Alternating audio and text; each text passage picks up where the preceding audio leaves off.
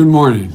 I hope you and your family are doing well in these difficult and anxious times, confusing times. Like all families, the Biden family is adjusting to new ways. Less time together, more worrying about friends and relatives, concerns about those who are isolated or suffering due to the coronavirus. As Americans, we may be physically apart, but we are truly all in this together, and you know it. Let me say something right up front. When we stood as one, this nation has never ever been defeated when we've been together, and we're not going to be defeated now. The pandemic of 1918, the Great Depression, 2 world wars, we overcame them all, and out of each crisis we emerged stronger, and we will again. This new enemy may be unseen, but we have the tools, the expertise, and most importantly, the spirit to defeat it. But we need to move, and we need to move fast. You know, it matters of public health. It matters of our economy. It matters how fast we move for both. Later today, you'll hear from the President in his daily briefing. These briefings are an important opportunity to inform and reassure the American public. They're not a place for political attacks or to lash out at the press. They're about the American people. So I hope today and in the days ahead, the President will give us the unvarnished truth. That's what the American people need and what they deserve. I hope he lets the medical experts and FEMA leaders and others carrying out the work to take center stage, to hear from them directly. And I hope we hear less talk and see more evidence of fast action. My principal focus today and every day will be on what we should do to get this response fixed, to save lives, to provide economic assistance to the tens of millions of Americans who need it and need it now, and are going to need it in the weeks and months ahead. It starts with adopting a mindset of real urgency. For too long, the warning signs were ignored. For too long, the administration said the threats were, quote, under control, quote, contained, quote, like the flu. The President says no one saw this coming. Well, that's just not accurate. Our intelligence officials were warning of coronavirus threat in January. Just based on public information that I had, I warned the threat was getting worse way back on January the 27th and urged the need to put science first, draw on emergency funds to get response started, think about invoking disaster powers to respond. Many of us talked about the need to get the U.S. scientists on the ground to see firsthand what was happening in China, rather than relying on what came from China. My point is not simply that the President was wrong. My point is that the mindset that was slow to recognize the problem in the first place, to treat it with the seriousness it deserved, is still too much a part of how the President is addressing the problem. South Korea detected their first case of coronavirus on the same day we did. But they had tests and sophisticated tracing programs to stop the spread of the virus, so they didn't have to put the entire country on lockdown. We had none of that. So we were left with only the only extreme social distancing measures currently in place. That's a failure of planning and preparation by the White House. Today, months later, Americans who need to be tested or still have no access to tests in many parts of the country. And in many places, our healthcare system teeters on the brink of collapse. Hospital beds are filling. Doctors and nurses are already running out of critical equipment. The federal government needs to coordinate getting medical supplies out to every corner of the country so we don't have governors competing against one another. As of late yesterday, we're told that the President still has not activated the authority under the Defense Production Act, which I and others call for him to invoke immediately and act on, to direct American manufacturers to make essential supplies. Trump keeps saying that he's a wartime president. We'll start to act like one. To paraphrase a frustrated President Lincoln, writing to an inactive General McClellan during the Civil War, quote, "If you don't want to use the Army, may I borrow it," end of quote.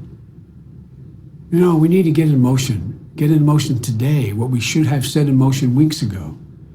Any public health expert will tell you that in a crisis like this, you can't move too fast. You can only move too slowly. Let me be clear. Donald Trump is not to blame for the coronavirus, but he does bear responsibility for our response. And I, along with every American, hope he steps up and starts to get this right. No, this isn't about politics. This is simply too much at stake, too many lives, too many livelihoods, too many homes and families and businesses and communities at risk. I've laid out a very detailed, in-depth plan for what I think we should be doing. You can read it on joebiden.com. We need immediate action on testing, on research for treatments and vaccines, on leading a global response to beat the virus everywhere. But today, I want to focus on just 4 key points of action. First, the President must take immediate steps to increase our capacity, the capacity of our healthcare system, to treat the sickest coronavirus patients safely. I'm glad the President has finally activated the National Guard. Now we need the armed forces and the National Guard to help with hospital capacity, supplies, and logistics. We need to activate the Reserve Corps of doctors and nurses and beef up the number of responders dealing with these crush of cases. And in addition to that, we have to make sure that we are in a position that we are. Well, let me go to the second thing. I've spoken enough of that. The President must use the Defense Production Act to radically increase the supply of critical goods needed to treat patients and protect our healthcare workers and first responders, including the protective gear like face masks and critical equipment like ventilators so desperately needed in our hospitals.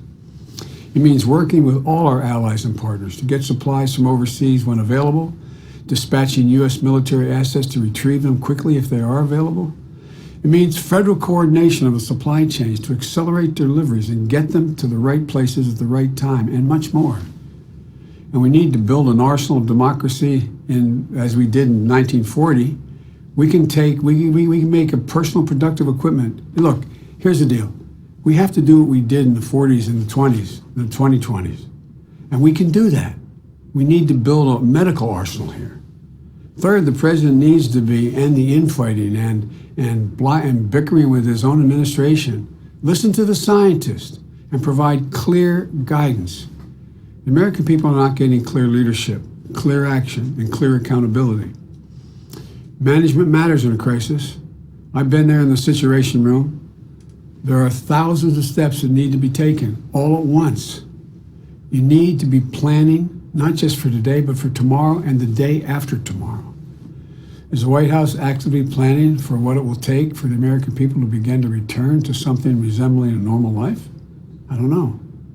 Just waiting to see isn't going to cut it.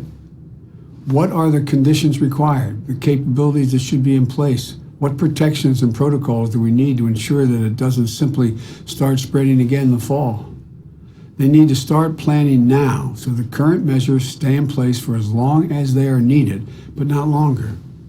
And fourth, the President needs to set the right priorities for economic response.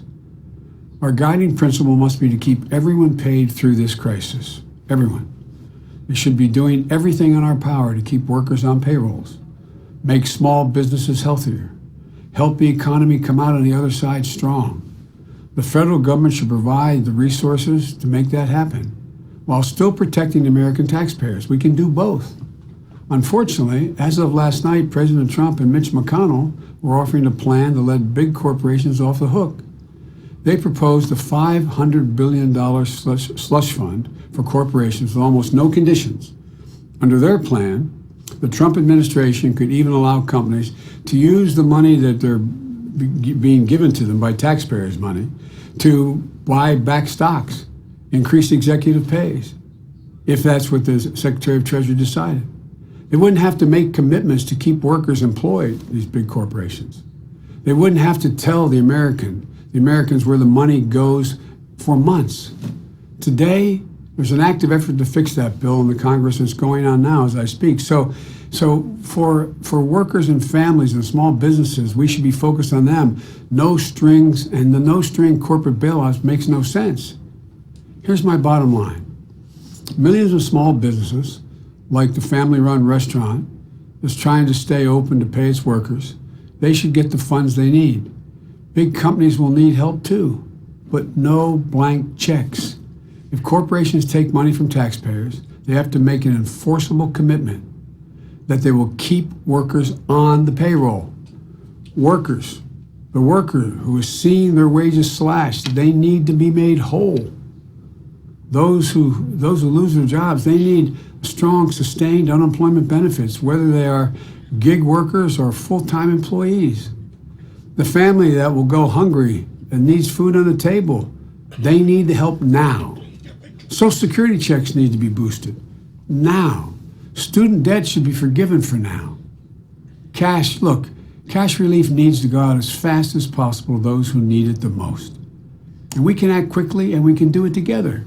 We can put politics aside and meet the moment like governors all across this nation are doing. Governor Mike DeWine in Ohio, Governor Larry Hogan in Maryland, Governor Charlie Parker in Massachusetts, Gavin Newsom in California, Jay Inslee in Washington, hard hit, Gretchen Whitmer in Michigan. New York Governor Andrew Cuomo's briefings are a lesson in leadership. Republicans and Democrats all are rising to the moment, putting aside politics to do what has to be done. But they're looking to the federal government for more help. Finally, it's worth noting that today is the 10th anniversary of the signing of the Affordable Care Act.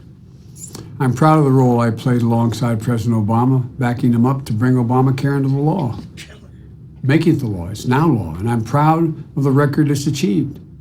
But also today, in the middle of one of the largest public health emergencies in generations, the White House and Republican attorneys generals are actively pursuing a lawsuit to invalidate the ACA in court.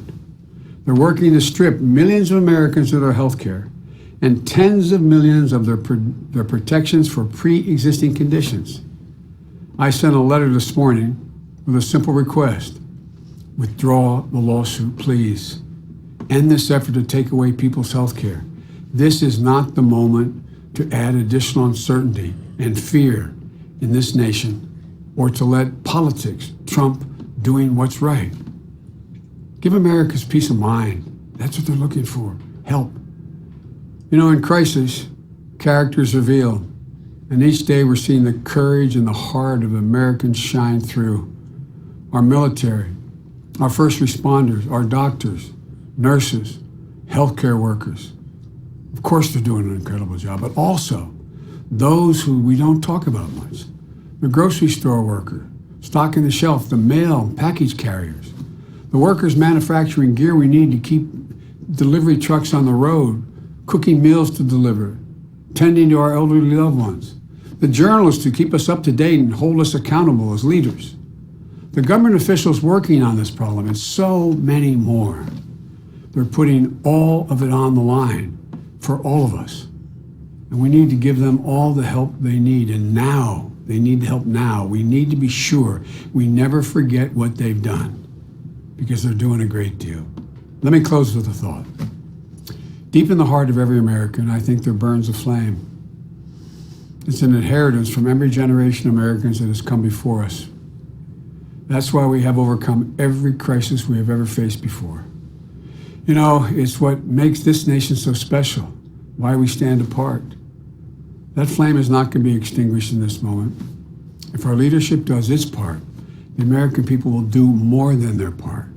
Because here's the simple truth. Ordinary, hardworking Americans have never, ever, ever, ever, ever let their country down. So we need to get moving, move faster. This is the United States of America. There's not a single thing we cannot do if we do it together. Well, God bless you all and those who are fighting this virus. May God protect you, and may God protect our troops. Thank you.